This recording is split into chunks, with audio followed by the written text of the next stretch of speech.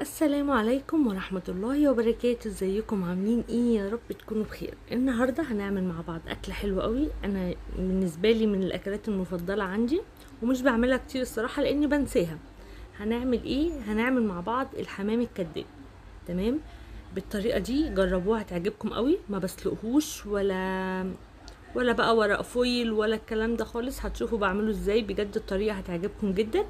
ركزوا معايا كده خطوة بخطوة، وان شاء الله لو جربتوها مش هتندموا. اول حاجة كده عندي الحلة دي بعمل ايه؟ حطيت فيها كده معلقة سمنة، وهاخد كبد وقوانص. تمام، وهشوحها فيها. الاول بشوح القوانص كده عشان طبعا القوانص بتاخد سوا عن الكبد، وبعد كده هنزل بالكبده. بعملها بالكبد والقوانص بتاعه الفراخ. انا بحب الحمام الكداب محشي فريك. انتوا بتحبوه محشي رز، ممكن تعملوا بنفس الطريقه بالظبط مكان الفريك رز. تمام، بس انا بفضل الفريك، وعندنا في البيت يعني بيفضلوه محشي فريك ايا كان بقى، مش حمام كداب بس، حتى الفراخ العاديه. هنا بقى شوحت كده القوانص كويس، وبعد كده اول ما تتشوح معايا حطيت طبعا حبه فلفل اسمر وطبعا معلقه سمنه، وهشوح. وبعد كده هنزل بالكبده تاخد برضو تشويحه. وهنا انا نقعه الفريك كده ساعتين، غسلته. طبعا ده فريك الضحى فما بيحتاجش يتنقى ولا بيحتاج غسيل كتير الصراحه، بيكون نضيف جدا. ف اول ما نقعته ساعتين كده، رحت نزلت بيه بقى ايه على الكبد والقوانص بتاعتي اللي انا شوحتها بحبه فلفل اسمر فقط لا غير، ومعلقه سمنه. تمام، هبدا بقى اقلب فيهم كده وانزل عليهم بحبه ميه سخنه صغيرين، لان طبعا مش هسويه سوا كامل، هاخد جزء احشي بيه واللي هيتفضل ابقى اسويه بقيت اكمل تسويته يعني. انما انا طبعا مش عايزه ايه اسويه سوا كامل، لان لسه هيكمل السوا بتاعه في الفرن. هتعرفوا ازاي. هنا بقى شوحت اهو زي ما انتم شايفين الفريك مع الكبد والقوانص مع ملح وفلفل اسمر بس كده، وحبه ميه صغيرين مغليين. واول ما يشربهم ابدا ايه احشي الحمام الكداب بتاعي. اهم حاجه بقى في الحمام الكداب انك تخلي الراجل يسيب لك جلد فيه، وهو بيخليهولك قولوا له ما تقطعش الجلد، قولوا له انا هعمله حمام كداب. وهو طبعا لو فرارجي بيفهم هيسيب لك الجلد عشان تقدري تحشي بيه. طيب هعمل ايه بقى جنب الحمام الكداب؟ هعمل طاجن كده رز معمر جنبيه، يتاكل كده جنب الحمام الكداب. ما بعملش جنبه طبعا اي خضار، لا احنا بنحبوه كده مع رز معمر وحبه بطاطس محمره، حبه شيبسي وخلاص. يعني احنا بنحب ناكل الحمام الكداب كده. في ناس بتعمل جنبه ملوخيه، في ناس بتعمل جنبه خضار، بس طبعا كل واحد ايه على حسب هو بيحب ايه. جبت الرز غسلته كويس، وانا بحط مثلا هتعملي كوبايتين رز، هتحطي كوبايتين لبن وكوبايه ميه. هتعملي 3 كوبايات رز، هتحطي 3 كوبايات لبن وكوبايه ميه. اهم حاجه كوبايه الميه دي، لان هي اللي بتسويه وبيبقى زياده عن المعيار. وبعد كده بتحطي ملح ومعلقه سكر، اهم حاجه معلقه سكر. تمام، وتحطي الملح بتاعك عادي. والرز المعمر ده ما بيفضلش ان هو يبقى حادق تكتري الملح فيه، لا يبقى مظبوط. تمام، وبعد كده خلاص بتقلبي بقى الملح كويس كده في كوبايه الميه الاخيره دي، بتدوبي فيها الملح والسكر وتنزليه عشان ما يبقاش فيه حته حادقه وحته وصل لها الملح وحته لا. الاحسن دوبي الملح والسكر في كوبايه الميه الاخيره اللي احنا ايه بنحطها. تمام كده، وبعد كده بنحط السمنه الفلاحي بتاعتنا. ده الرز المعمر بقى ايه الصح. بعد كده بتحطي السمنه الفلاحي بتاعتك والقشطه طبعا، وبتحطيها في الفرن. بتولعي الشوايه والفرن مع بعض الاتنين. طب انا انت عندك الشوايه بتولع لوحديها والفرن ما ينفعش الاتنين تولعيهم مع بعض، الاتنين زرار واحد. يبقى الاول اولع الشوايه ياخد وش، وبعد كده اولع الفرن. تمام، عشان لازم الشوايه تولع عشان الوش بتاعك ما يعني هقولك ايه، الوش ذات نفسه ما ينشفش منك. فاهمين قصدي ايه؟ فعشان كده لازم يعني اولع الشوايه عشان الوش يبقى طري معاكي. لازم الشوايه هي اللي تولع الاول. عندك الاتنين كل واحد بيولع زرارين، يعني ولعي الاتنين مع بعض. هنا بقى انا بقول لكم التكات دي عشان بجد هتفرق معاكم جدا. هنا بقى جبت الفريك بتاعي، حطيت حبه كده في طبق، وزي ما انتم شايفين هبتدي احشي بقى ايه الحته بتاعت الدبوس دي. طبعا الفرارجي هو اللي خليها لي، عشان كده ما وريتكوش ازاي بيتخلى ولا الكلام ده، لان انا ذات نفسي مجربتش ان انا اخليه قبل كده. بصوا بقى بقفل كده بالخله بعد ما حشيت، باخد الجلد ده بقعد اقفله بالخله كده من فوق ومن تحت بس، يعني ولا بقى ورق استريتش. انا الاول كنت هلفه في ورق استريتش، وبعد ورق الاستريتش ورق فويل، وبعد كده اسلقه في الميه، وممكن واحده تدخل جواها الميه كده.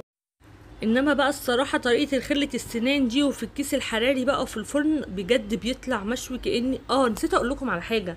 انا اللي في الوراك ذات نفسها خلي بالكم متبلاها بالليل بايه بقى، ب بملح وفلفل اسمر ودبس رمان وصويا صوص، تمام، ومعلقه كاتشب وكاري.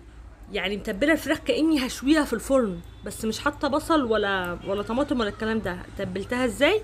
معلقه كاتشب، معلقه عسل، صويا صوص، دبس رمان، ملح، فلفل اسمر، كاري، توم باودر وبصل باودر وفلفل اسمر. الفراخ دي انا متبلاها من بالليل كده، فبجد كان طعم اللحم بتاعها كان فظيع، كانك بتاكلي فراخ مشويه ومحشيه فريك كمان. فبجد كانت حلوه جدا. انا نسيت اقول لكم الموضوع ده لان انا كنت عاملاه من بالليل.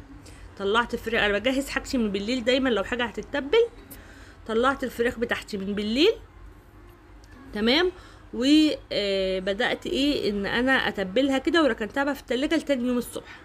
تمام، خلي بالكم برده من النقطه دي. ممكن ما عندكيش صوصات، انا عشان كان عندي صوصات عملت كده. كنت الاول بتبلها بطماطم وبصل وفلفل اسمر برده وكاري وحبه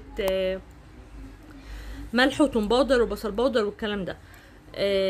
اصل انا لقيت عندي صوصات يعني في التلاجة، فقلت لا اتبلها بالصوصات احلى. لان الصراحه من ساعه اساسا ما تبلت الفراخ المشويه بالصوصات اللي بقول لكم عليها دي، واحنا بقينا خلاص ما بنحطش طماطم بقى وبصل ولا الكلام ده، بقت بالصوصات طعمها حلو قوي قوي. الدبس الرمان والصويا صوص، على فكره الحاجات دي انا ما كنتش بدخلها بيتي زمان، ما كنت مفكرها طعمها وحش او ما كنتش مجرباها او ما كنتش متعوده عليها. فبدات اجرب صوص كده. يعني الاول جبت صويا صوص طعمه عجبني، بعد كده جربت دبس الرمان طعمه عجبني، طبعا الكاتشب من زمان. فجربوا يعني بجد. وكنتش على فكره يعني كانت البهارات برضو بتاعتي ملح، فلفل اسمر، كمون، كزبره كده. يعني ما كنتش ليا في البهارات الكاري والحاجات دي، لا ما كنتش ليا فيها قد كده. بس يعني الحمد لله يعني جربتها وعجبتني. بصوا هنا بقى جبت كده معلقه الصوص ده كان نازل من دبس من الفراخ يعني ذات نفسها. حطيت عليهم بقى معلقه صلصه، وهدهن بقى الفراخ من فوق وادخلها جوه الكيس الحراري زي ما انتم شايفين كده. يعني انا هعمل هاخد واحده كده ادهنها كويس عشان يطلع بقى لونها حلو قوي. هتشوفوا لونها في الاخر بجد كانت فظيعه طعما وشكلا. وهتبداي بقى تدهني على فكره هو الفيديو ده بقاله اسبوعين ولا حاجه. شكلي اليوم ده انا كنت بشره طماطم وبصل مش عاملاه بصويا صوص والحاجات دي تقريبا. في مره تانية عملتها كده، يعني في مره عملتها كده او كده، عشان اكون صادقه معاكم. انا مش فاكره المره دي كنت عاملاها بالصويا صوص ولا كنت بشره طماطم وبصل، عشان برضو عشان انا حاسه ان الصوص ده كده طماطم وبصل مبشور. فالصراحه عشان برضو ما اكدبش عليكم، سواء ده او ده بجد هيطلع معاكم طعمها حلو. اوكي، لان انا جربت الاتنين. بصوا هنا بقى بدهن صلصه، عشان انا ما بحبش اكدب او ان انا اكون بقول حاجه يعني ما عملتهاش، لا. بس انا زي ما قلت لكم انا مجربه الاتنين حلوين جدا جدا، سواء طماطم وبصل مبشورين وعليهم البهارات بتاعتك، او الصوصات بالكاتشب ومعلقه صلصه ومش عارفه وبرده عليه الصوصات بتاعتك البهارات بتاعتك، يعني دي ودي حلوين. بصوا هنا بقى دهنت زي ما انتم شايفين كده الفراخ كويس بالصلصه كده، وهبتدي اخرم الكيس زي ما انتم شايفين، وهحط عشان الكيس ما يفرقعش منك لازم تخرميه كده بالسكينه او بخل السنان باي حاجه، وتحطي حبه ميه وتدخليه بقى الفرن. واول ما يستوي معاكي اقطعي الكيس كده بالسكينه او بالمقص وحطيه تحت الشوايه، وكلي بقى احلى حمام كداب. والله العظيم بيبقى احلى من الحمام الصادق، يعني اللي مش كداب. مين بقى وصل لحد هنا وما حطليش اللايك؟ اللي وصل لحد هنا وما حطليش اللايك اللي زعلانه منه ومخصمه. بصوا بقى، ومش عطشاله حماميه من الحمام ده. بصوا بقى الرز المعمر وجماله، وبصوا الحمام، بصوا بجد حلو ازاي. وادي بقى قطعت كده جنبه سلطه طماطم وخيار كده وبطاطس محمره، وبجد كان طعمه رهيب. شايفين بقى الرز طري من فوق ازاي؟ بجد كان تحفه تحفه تحفه الرز. والحمام برضو كان فظيع، والفريك من جوه كان كده زبده، يعني بجد كان حاجه كده طعمها حلو قوي. والورك ذات نفسه كان دايب دوب بقى بالتتبيله. بس كده اقول لكم السلام عليكم ورحمه الله وبركاته.